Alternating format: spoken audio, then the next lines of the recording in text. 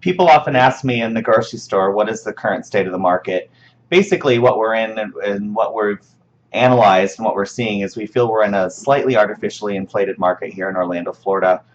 We have some pretty large institutional buyers in our market, two of which are the largest in the country. One is Blackstone and one is Capital Group.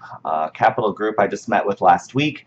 They've actually moved in the market February of this year, and since then, 5 months they've been in the market, and they have purchased 700 homes in the market. So we're seeing inventory levels go down significantly specific to these institutional buyers, which is reducing inventory levels and making it more difficult for the normal consumer in our market to be able to win a bid. Obviously, they are purchasing with cash, and normal average consumers in our market are using financing. So these institutional buyers are really putting a huge squeeze on the market.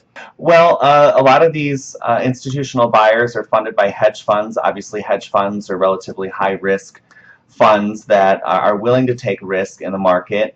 This is the first time we've ever seen this trend in residential history in the United States. It's something new. It is unregulated, and it's going to be very interesting to see how it turns out. Well, just going back to the amount of offers on all of the properties in the market, when I list an REO property that's priced properly, we're usually getting anywhere between 15 and 20 offers.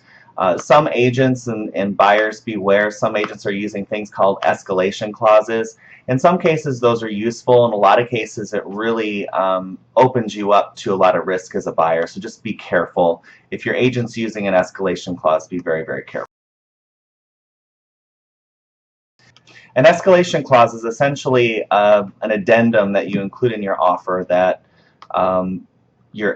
you're basically giving your agent permission to outbid another buyer by X amount of dollars. For example, if a house is $100,000, the highest bid on it is $105,000, and your agent says you're willing to bid $1,000 over the highest bid up to maybe $107,500. Essentially, that's putting you at a very inferior and non-leveraged position with the seller, and oftentimes it's very difficult to convince or require the seller to prove the highest and best bid except for yours. So it can put you in a very risky position.